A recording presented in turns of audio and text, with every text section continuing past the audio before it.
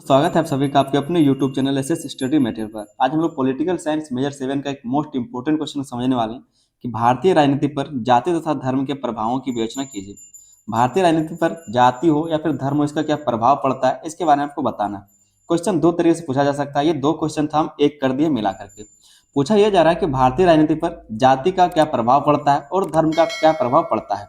दोनों क्वेश्चन को हो सकता है कि अलग अलग करके पूछे, 5 नंबर दे सकता है या फिर अगर दोनों मिला के देगा तो 15 नंबर दे सकता है। क्वेश्चन लेकिन इंपॉर्टेंट है, इस तरह क्वेश्चन ही पूछा जाता है। सेम ना पूछा जाए पर इस तरह क्वेश्चन पूछा जाता है कि जाति का, धर्म का, राजनीति, भारतीय राजनीति पर क्या प्रभाव पड़ता है, इसकी विवेचना कीजिए। ठीक है, कई तरह से क्वेश्चन पूछा जा सकता है। जब आप क्वेश्चन को समझ पाएंगे तभी आप आंसर को अच्छे से लिख पाएंगे। चलिए समझते हैं इस क्वेश्चन के आंसर को। इससे पहले अगर आप लोग चैनल पर नए हैं तो आप लोग चैनल को सब्सक्राइब जरूर कर लीजिए। ठीक है, ताकि आने वाले जो भी आपके विषय बचे हुए, आने वाले जो आपके सेमेस्टर है उसमें बेहतर तरीके से तैयारी कर सके और अच्छे मार्क्स ला सके। वीडियो अगर आपको पसंद आता है तो वीडियो पर एक लाइक जरूर करें, अपने दोस्तों में इसको शेयर करना है। आपके एग्जाम में ज्यादा टाइम बचा हुआ नहीं तो ज्यादा से ज्यादा इसको शेयर कीजिए। समझते हैं इस क्वेश्चन के आंसर को।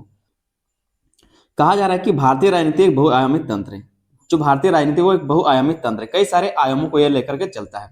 इसमें जिसमें सामाजिक, आर्थिक, सांस्कृतिक और धार्मिक तत्व गहराई से प्रभाव डालते हैं। विशेष रूप से जाति और धर्म दो ऐसे तत्व हैं जिन्होंने स्वतंत्रता पूर्व काल से लेकर आज तक राजनीतिक प्रक्रियाओं, चुनावी व्यवहार, नीतियों और नेतृत्व निर्माण को अत्यंत गहराई से प्रभावित किया है। ये जो जाति और धर्म ऐसे दो तत्व हैं जिन्होंने स्वतंत्रता पूर्व से लेकर के, जब स्वतंत्र हमारा देश नहीं था उससे पहले से लेकर के आज तक की जो राजनीतिक प्रक्रिया है, चुनावी व्यवहार है, फिर नीति हो या फिर नेतृत्व निर्माण हो, इसमें अत्यंत गहराई से प्रभाव डालता है। ठीक है, आगे इसमें कहा जा रहा है कि भारत की सामाजिक संरचना ही इतनी विविधतापूर्ण है कि जाति और धर्म राजनीति के हर चरण, उम्मीदवार चयन में, नीति निर्माण में, चुनाव रणनीति में, मतदान पैटर्न में, सभी पर स्पष्ट रूप से दिखाई देते हैं। भारत जो इतना विविधतापूर्ण वाला देश है कि जाति और धर्म राजनीति के हर चरण में आपको दिखाई देगा, चाहे वो उम्मीदवार के चयन में हो, नीति निर्माण के लिए हो, चुनाव की रणनीति बनाने में हो या फिर मतदान के पैटर्न पर हो, सभी रूपों में आपको दिखाई देगा। इसलिए इन दोनों पहलुओं का विश्लेषण भारतीय राजनीति को समझने के लिए आवश्यक है। इसलिए इन दोनों पहलुओं का विश्लेषण, चाहे वो जाति का हो या फिर धर्म का हो, दोनों पहलुओं का विश्लेषण करना जरूरी है ताकि आप भारतीय राजनीति को आप समझ सके। ठीक है, एक छोटा सा हमारा ये भूमिका हो गया। आगे हम लोग भारतीय राजनीति पर जाति का क्या प्रभाव पड़ता है उन सब बातों को समझेंगे कि भारतीय राजनीति पर जाति का क्या प्रभाव देखने को हम लोग को मिलता है। पहला जो प्रभाव है वो है जाति आधारित राजनीतिक पहचान। जाति आधारित राजनीतिक पहचान देखने को मिलता है। जिस जात का जो लोग रहेगा उसी जात का प्रत्याशी खड़ा होगा और उसी जात से उसको समर्थन मिलेगा। इसी के बारे में कहा जा रहा है कि जाति आधारित राजनीतिक पहचान। ठीक है, कहा जा रहा है कि भारतीय राजनीति में अधिकांश लोग अपने अपने जातिगत समूह को एक राजनीतिक पहचान के रूप में देखते हैं। जो भारतीय राजनीति उसमें अधिकांश लोग अपने अपने जातिगत समूहों को एक राजनीतिक पहचान के रूप में देखते हैं। मतलब जिस जाति का प्रत्याशी खड़ा है उसी जाति का लोग उसको वोट देने का काम करता है, इस तरह से कहा जा रहा है। इसका मतलब यह है कि लोग अक्सर उसी नेता पार्टी को समर्थन देते हैं जिसे वे अपनी जाति का प्रतिनिधित्व मानते हैं, जिसको वो अपने जाति का प्रतिनिधि मानते हैं। मतलब अगर कोई बड़ी है तो बड़ी समाज का कोई खड़ा हो तो उसको देगा, अगर कोई दास है तो दास समाज का खड़ा हुआ तो उसको देगा। ठीक, मतलब जाति के आधार पर कोई मुस्लिम कैटेगरी का लोग है तो मुस्लिम समाज के लोग उसको वोट देगा। ठीक है, कोई पंडित जी कैटेगरी का है तो वो पंडित लोग उसको वोट देंगे। तो इस तरह से कहने का मतलब है, जिससे चुनावी राजनीति में जातीय गोलबंदी साफ दिखाई देते हैं। जिससे चुनावी राजनीति में जातीय गोलबंदी साफ दिखाई को देता है। ठीक है, मतलब जिस तरह से जिस जात का लोग जहां पर ज्यादा रहेगा उसी जात के प्रत्याशी को वहां पर खड़ा किया जाता है ताकि आसानी से वोट मिल सके। तो जाति का यह प्रभाव एक देखने को मिलता है। दूसरा जो प्रभाव है उम्मीदवार चयन में जाति की भूमिका। उम्मीदवार का चयन भी जाति को देख करके किया जाता है। चुनाव के समय राजनीतिक पार्टियां उम्मीदवार तय करते समय सबसे पहले उस क्षेत्र की प्रमुख जाति को ध्यान में रखती है। जिस क्षेत्र में, अगर मान लीजिए किसी क्षेत्र में 50,000 वोट आने वाला है, मतदाता है, तो उसमें से अगर 30,000 कोई एक जाति का लोग है तो उसी जाति का लोग को वहां पर खड़ा करना चाहेगा लोग अपने प्रत्याशी के रूप में। अगर बीजेपी है, कांग्रेस है या फिर कोई भी पार्टी हो तो वो चाहेगा कि उसी 30,000 वाले में से किसी एक व्यक्ति को खड़ा करे ताकि उसका वोट सारा उसको मिल सके। ठीक है, कहा जा रहा है कि चुनाव के समय राजनीतिक पार्टियां उम्मीदवार तय करते समय सबसे पहले उस क्षेत्र की प्रमुख जाति को ध्यान में रखती है। वे ऐसे उम्मीदवार को टिकट देती है जिसकी जाति वहां की जनसंख्या से मेल खाती हो ताकि अधिक से अधिक वोट मिलने की संभावना बनी रहे। तो जात बहुत ही ज्यादा प्रभाव डालता है। ठीक है, भारतीय राजनीति में। तीसरा जो इसका प्रभाव देखने को मिलता है जातीय राजनीति में, प्रभाव देखने को मिलता है भारतीय राजनीति में जाति का, वो है जाति आधारित वोट बैंक। जात के आधार पर वोट मिलना। कई राज्यों में कुछ जातियां किसी विशेष पार्टी के स्थायी समर्थक मानी जाती है। कई राज्यों में क्या, तो जो कुछ जाति है वो विशेष पार्टी के स्थायी समर्थन मानी जाती है। मतलब जिस पार्टी को वो बचपन से समर्थन करते जा रहे हैं, जिस जात का लोग जिस पार्टी को समर्थन करते जा रहे हैं, वो लगातार उसी को समर्थन करते जाते हैं। जैसे मायावती का पार्टी है, ठीक है। इस तरह से समूहों को वोट बैंक कहा जाता है। इस तरह के समूह को क्या, तो वोट बैंक कहा जाता है। और पार्टियां इन्हें खुश रखने और अपने साथ जोड़ने के लिए विशेष नीतियां और घोषणाएं करती हैं। और उन मतदाताओं को, उस वोट बैंक के लोगों को खुश रखने के लिए जो पार्टी उससे खुश है, वो पार्टी उनके लिए नीतियां बनाती है, उनको खुश करने के लिए विशेष विशेष प्रकार की घोषणाएं भी करती रहती है, ठीक है, ताकि वो लोग खुश रहे और बराबर वोट उनको देता रहे। चौथा जो इसका प्रभाव देखने को मिलता है जाति का, वो है जातिगत आरक्षण का राजनीतिक प्रभाव। जातिगत आरक्षण का राजनीतिक प्रभाव। आरक्षण नीति ने भी जाति को राजनीतिक बहस और निर्णयों के केंद्र में ला दिया है। ऐसा नहीं कि हम सिर्फ 3 लाइन 4 लाइन लिख रहे तो आप भी 3-4 लाइन लिखिए। हम बस एक मेन पॉइंट आपको बता दे रहे किस तरह से जो भारतीय राजनीति है, जाति उसको किस प्रकार से प्रभावित करता है, ठीक है। मेन पॉइंट हम आपको बता दे रहे हैं, खुद से चाहे तो आप इसको इतना लंबा तक लिख सकते हैं खुद से, ठीक है। कहा जा रहा है कि आरक्षण नीति ने भी जाति को राजनीतिक बहस और निर्णयों के केंद्र में ला दिया है। अलग अलग जातीय समूह आरक्षण के विस्तार या पुनर्विचार की मांग करते रहते हैं, जिससे पार्टियां आरक्षण पर अपनी रणनीति बनाती हैं। जिससे पार्टियां जो है आरक्षण पर अपनी रणनीति बनाती है। अभी देखते हैं कि कई सारे जो जाति है वो पिछले जाति में आने के लिए प्रयास कर रहे हैं, लगातार प्रयास है उनका कि हम पिछले जाति में आए, ठीक है। तो इस तरह से कहा जा रहा है जातिगत आरक्षण का राजनीतिक प्रभाव देखने को मिलता है। पांचवा जो पॉइंट है वो है जातिगत संगठन और राजनीतिक लामबंदी। जातिगत संगठन और राजनीतिक लामबंदी। कहा जा रहा है कि कई जातीय संगठन अपने समुदाय को एकजुट कर राजनीतिक दबाव बनाते हैं। कई जातीय संगठन क्या है, तो अपने समुदाय को एकजुट कर लेते हैं, जो भी जात के लोग होते हैं, जो भी उसका समुदाय होता है, उसको एकजुट कर राजनीतिक दबाव डालते हैं, ठीक है। ये संगठन रैलियां, सम्मेलन और जन आंदोलन करके अपनी मांगों को सरकार तक पहुंचाते हैं और चुनाव को प्रभावित करते हैं, क्योंकि अगर उनको उनके लिए नीति ना बनाया जाए तो वो लोग उसको वोट नहीं देंगे, ठीक है। तो इस तरह से उसको चुनाव को प्रभावित वो लोग करते हैं। अभी हाल ही में देखा होगा एसटी झारखंड में जो आंदोलन चल रहा था जेएलकेएम के द्वारा कि जो कुर्मी समाज उसको एसटी में शामिल करो, ठीक है। तो इसके लिए कई सारे विरोध किए गए, कई सारे रैलियां निकाली गई, ठीक है। तो इसके बारे में कहा जा रहा है कई जातीय संगठन अपने समुदाय को एकजुट कर राजनीतिक दबाव बनाते हैं। ये संगठन रैलियां, सम्मेलन और आंदोलन करके अपनी मांगों को सरकार तक पहुंचाते हैं और चुनावों को प्रभावित करते हैं, ठीक है। छठा जो इसका प्रभाव देखने को मिलता है वो है क्षेत्रीय दलों का उदय। क्षेत्रीय दलों का उदय होता है। भारत के कई राज्यों में जाति के आधार पर ऐसे दल उभरे हैं जो खास जातियों के हितों की रक्षा का दावा करते हैं। कई सारे दल ऐसे हैं, कई सारे पार्टी जो ऐसे हैं जो सिर्फ अपने जातियों के बारे में सोचते हैं। जैसे कि आपको भीम आर्मी का पता होगा, ठीक है। तो जो भीम आर्मी को सिर्फ अपने दास के जो लोग हैं या फिर जो अपने कैटेगरी, अपने जो जात के लोग हैं, सिर्फ उसका बारे में बात करते हैं, सिर्फ उनके बारे में, उनके हित के बारे में बात करते हैं। बाकी लोगों से उनको कोई लेना देना नहीं है। हम यहाँ पर किसी का बुराई या फिर तारीफ नहीं कर रहे, हम बस बता रहे हैं कि किस तरह से इसमें कहा जा रहा है, ठीक है। आगे कहा जा रहा है कि ये दल स्थानीय राजनीति को गहराई से प्रभावित करते हैं और कई बार राज्य सरकारों को गठन भी उनकी ताकत के कारण निर्भर करता है। जो राज्य सरकार का गठन है वो भी उनकी ताकत के कारण निर्भर करता है। सातवां जो इसका प्रभाव देखने को मिलता है वो सामाजिक न्याय की राजनीति। सामाजिक न्याय की राजनीति। राजनीति में सामाजिक न्याय का मुद्दा विशेष रूप से पिछड़ी, दलित और आदिवासी जातियों की भागीदारी बढ़ाने के लिए सामने आया है। राजनीति में जो सामाजिक न्याय है इसका मुद्दा विशेष रूप से पिछड़ी, दलित और आदिवासी जातियों की भागीदारी बढ़ाने के लिए सामने आया है। इसका असर यह हुआ है कि सभी पार्टियां अब अपने अपने घोषणा पत्र में इन वर्गों की उन्नति के लिए योजनाओं को शामिल करती हैं। और इसका कारण क्या है, जो निम्न वर्ग के लोग हैं, जो पिछड़ी जाति के लोग हैं, जो आदिवासी हैं या फिर जो ओबीसी कैटेगरी के लोग आते हैं, उनके भलाई के लिए कुछ कुछ जो घोषणा पत्र में उनकी बातों को शामिल किया जाता है कि इसके लिए हम ये कर देंगे, वो कर देंगे। वही कहा सामाजिक न्याय की राजनीति देखने को मिलता है। हालांकि कुछ हो या ना हो, लेकिन घोषणा सभी लोग कर देते हैं। वही कहा जा रहा है कि राजनीति में सामाजिक न्याय का मुद्दा विशेष रूप से पिछड़ी, दलित और आदिवासी जातियों की भागीदारी बढ़ाने के लिए सामने आया था, ठीक है। इसका असर यह हुआ कि सभी पार्टियां अब अपने अपने घोषणा पत्र में इन वर्गों की उन्नति के लिए योजनाओं को शामिल करती हैं। आठवां जो पॉइंट लिखा है वो है चुनावी रणनीति और जातिगत समीकरण। चुनावी रणनीति और जातिगत समीकरण। चुनाव जीतने के लिए पार्टियां जातिगत समीकरणों का गहन अध्ययन करती है। जातिगत समीकरणों का गहन अध्ययन करता है। जिस जाति का जहां पर लोग हैं उन सब बातों का बहुत ही ध्यान रखा जाता है।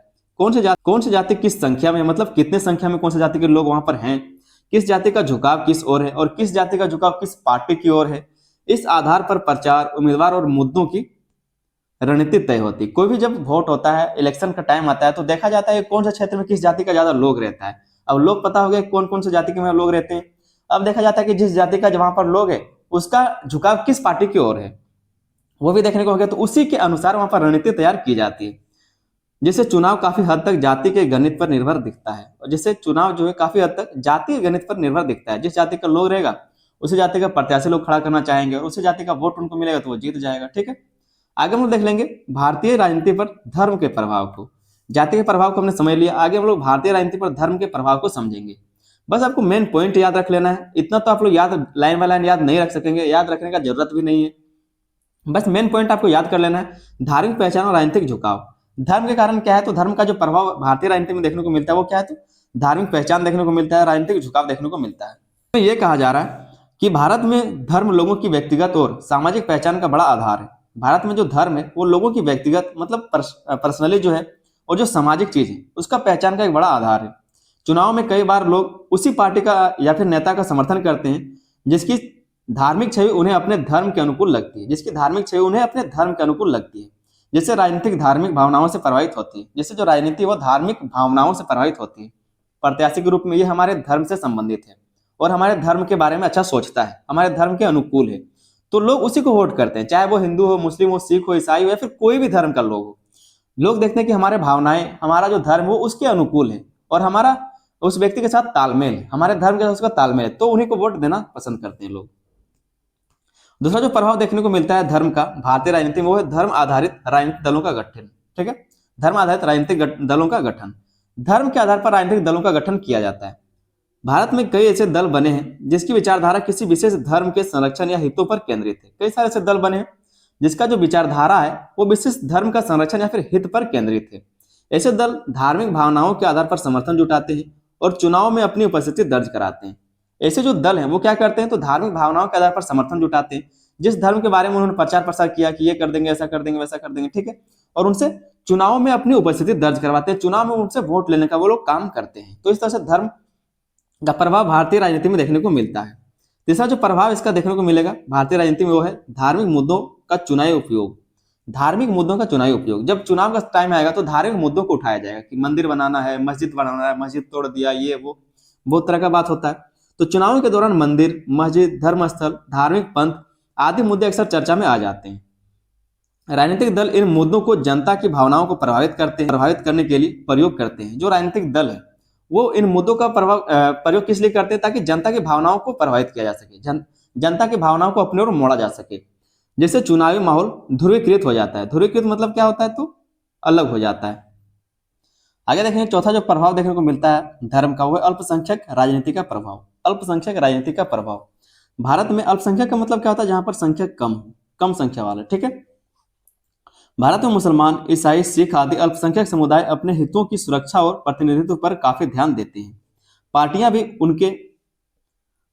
भी उन्हें अपने पक्ष में रखने के लिए आश्वासन और राजनीतिक प्रतिनिधित्व की बातें करती हैं, और उनको आश्वासन देने के लिए लगातार कुछ योजनाएं, सुरक्षा संबंधी आश्वासन, राजनीतिक प्रतिनिधित्व की बातें करते रहते हैं, ताकि इनका भरोसा जीता जा सके, जो अल्पसंख्यक है उनका भरोसा जीता जा सके।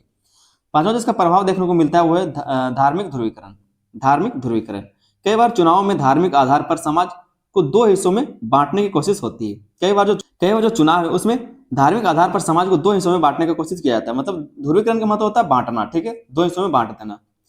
इससे मतदान का पैटर्न बदल जाता है और चुनाव भावनाओं तथा भय के माहौल में प्रभावित होने लगता है। और जो चुनाव है वो भावनाओं तथा भय के माहौल में प्रभावित होने लगता है कि अगर इस समुदाय के लोग को हम वोट नहीं देंगे, अगर इस आदमी को हम वोट नहीं देंगे तो हमारा समुदाय को ये नहीं देखेगा, तो डर का माहौल बन जाता है। और कई बार भावना बन जाता है कि इसको देंगे तो हम लोग को रक्षा करेगा, ठीक है, देखेगा, सही हमारे धर्म की बात करेगा, धर्म के लिए चीजें काम करेगा। ठीक है, तो सामाजिक ध्रुवीकरण देखने को मिलता है। इसलिए कहा जा रहा है कि इससे मतदान का पैटर्न बदल जाता है और चुनाव भावनाओं तथा भय के माहौल में प्रभावित होने लगता है। भावनाओं और भय के माहौल में प्रभावित होने लगता है। छठा जो प्रभाव इसका देखने को मिलता है वो सांप्रदायिक दंगों का राजनीतिक प्रभाव। सांप्रदायिक दंगों का राजनीतिक प्रभाव देखने को मिलता है। यदि कहीं दंगा या सांप्रदायिक तनाव होता है तो उसका सीधा असर राजनीति पर ही पड़ता है। पार्टियां इस घटना को अपने अपने तरीके से प्रस्तुत करती हैं और इससे लोगों का समर्थन या विरोध तेजी से प्रभावित होता है। और इससे जो लोग हैं उनका समर्थन या फिर विरोध तेजी से प्रभावित होता है। कोई भी सांप्रदायिक दंगा होगा तो कहेंगे कि इस जाति के लोगों ने ये किया, तो इससे भी क्या होता है,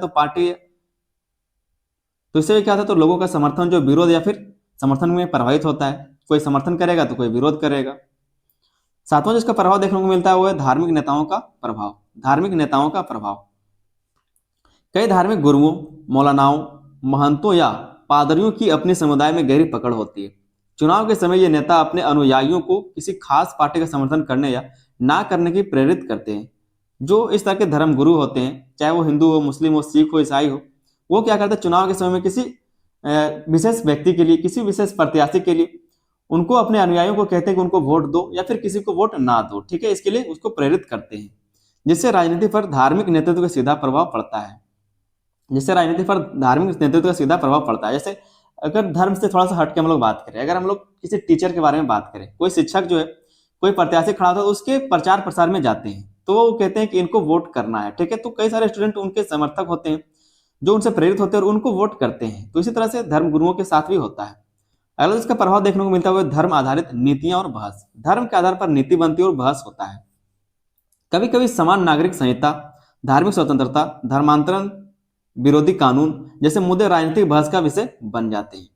इन बहसों में धर्म प्रमुख कारक के रूप में सामने आता है। इन बहसों में क्या है, तो धर्म जो है प्रमुख कारक के रूप में सामने आता है और पार्टियों की नीति तथा चुनावी रणनीति को प्रभावित करता है। पार्टियों की नीतियों को, उसकी रणनीति, उसकी चुनावी रणनीति को प्रभावित करता है। अगर किसी खास धर्म के लिए कोई भी नीति बना दिया जाता है तो दूसरे धर्म के लोग देखेंगे नहीं, चुपचाप तो नहीं रहेंगे, वो भी कहेंगे कि मेरे धर्म के लिए भी नीति बनाओ। आगे इसका एक छोटा सा निष्कर्ष को हम लोग समझ लेते हैं। ठीक है, निष्कर्ष को देखना जरूरी है। निष्कर्ष में लिखा है कि भारतीय राजनीति जाति और धर्म दोनों से गहराई से प्रभावित होती है। भारतीय राजनीति जाति हो या फिर धर्म, दोनों से गहराई से प्रभावित होती है। जाति राजनीतिक प्रतिनिधित्व, वोट बैंक और सामाजिक न्याय को प्रभावित करती है, जबकि धर्म चुनावी पहचान, ध्रुवीकरण और नीतिगत फैसलों का आकार देता है। दोनों का सही संतुलन ही लोकतंत्र को मजबूत और समाज को स्थिर बनाए रख सकता है। दोनों का सही संतुलन हो, अगर जो प्रत्याशी है, जो नेता है, सही से दोनों को देखरेख करे, जाति या धर्म सभी को समान माने, तभी जाकर के क्या है तो समाज स्थिर हो सकता है, नहीं तो नहीं रहेगा। क्वेश्चन इंपॉर्टेंट था। चैनल पर नए तो आप लोग चैनल को सब्सक्राइब जरूर कर लीजिए। वीडियो पसंद आया तो वीडियो पर एक लाइक जरूर करें, अपने दोस्तों में इसको शेयर करना है। एक लॉन्ग वीडियो हम बना देंगे 2 से 2.5 घंटे का, जो आपका होने वाला है, उसको आप लोग जरूर से देख के जाइए ताकि आप कोई भी क्वेश्चन छूटे ना आपका और आप एग्जाम में अच्छे मार्क्स ला सकें। ठीक है, चलिए मिलते हैं अगले वीडियो में, तब तक के लिए धन्यवाद। जय हिंद।